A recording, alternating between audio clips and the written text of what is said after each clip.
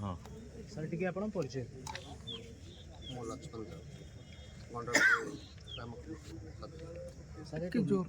जोर कह टोटाल 8टी दल सहरांचल और ग्रामांचल 8टी दल भाग नौते चलित यही टूर्णामेंट गोटे अंचल फुटबॉल महाकुंभ परिणत होती जो यही टूर्णामेंट खेलने प्रत्येक गाँव बहुत रिक्वेस्ट आमको आसीला जार परिणाम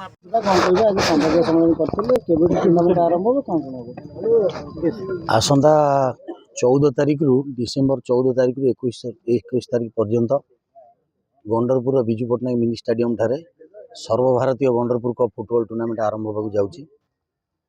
यही टूर्नामेंट प्रति वर्ष भली हुए किंतु ए वर्ष आम प्रति वर्ष ठू टिके निरा ढंग से करने को जाऊँ।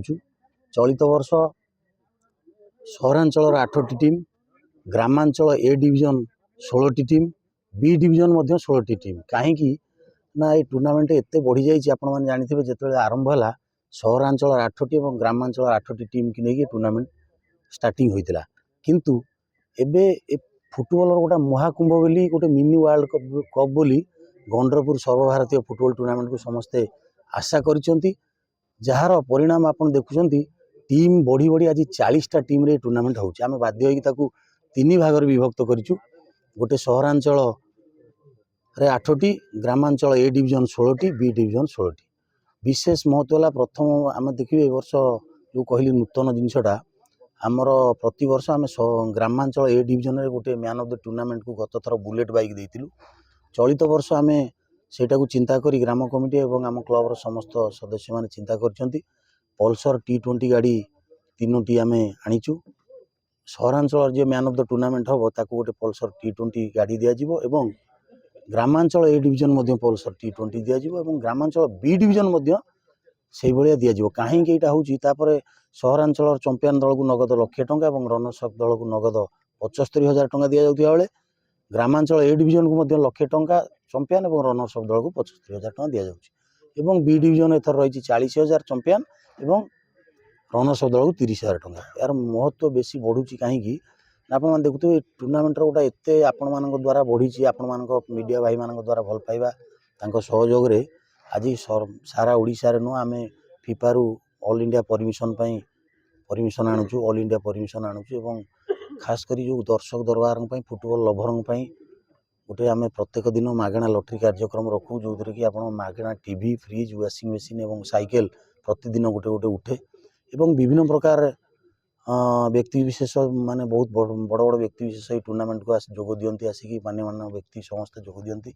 सबुठ बड़ कथा है आम गंडरपुर ग्राम कमिटीर सहयोग भाईचारा आउरी फुटबॉल को गोटे 8 दिन गोटे माहौल ये गोटे फुटबॉल महाकुंभ और माने गोटे फुटबॉल गोटे गोटे माहौल एमती रुए देखिए प्रत्येक दिन 10,000 20,000 लोक हे लास्ट दिन गत थर 40,000 ऊर्ध्व दर्शक होते तेणु जहाँ सब कमिटी द्वारा होती ग्राम कमिटीर संपूर्ण सहयोग रही आम क्लबर प्रत्येक मेम्बर माने देखु आगु 15 दिन आगु केते परिश्रम कर टूर्नामेंट को आगे नहीं आपण मान द्वारा मु अनुरोध करूँ सब दर्शक मानू जे आसंता 14 तारिख रु डिसेम्बर 21 तारिख पर्यंत आपण मैंने आसतु यही कुआखाई नई पठारे बढ़िया मिनी स्टेडियम होती स्टेडियम रे खेल देखार सुजोग नियंतु।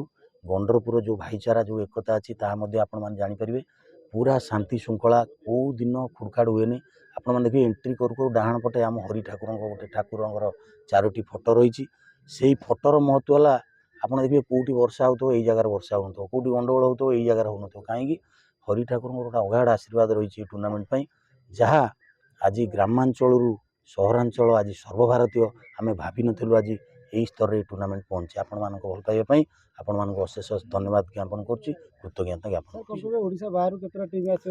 ओडिशा बाहर एथर चलित वर्ष 2 टीम जोग देइछंती आमर बिहार गोटा C1 बिहार गोटा टीम अच्छी आउ कोलाघाट कलिकता 2टी दल ओडिशा बाहर जॉइन करछे और जो ओडिशार जो बछा बछा दल 8टी अच्छी 6टी सी हेले आमर सनराइज क्लब कटक एवं आपण आसुछन समलेश्वरी आम सूरज FC आसुची फुलवाणी आमर ओडिशा पुलिस दल एवं आमर प्रत्येक भल भल टीम ओडिशार बछा बछा 6टी और ओडिशा बाहर 2टी टीम।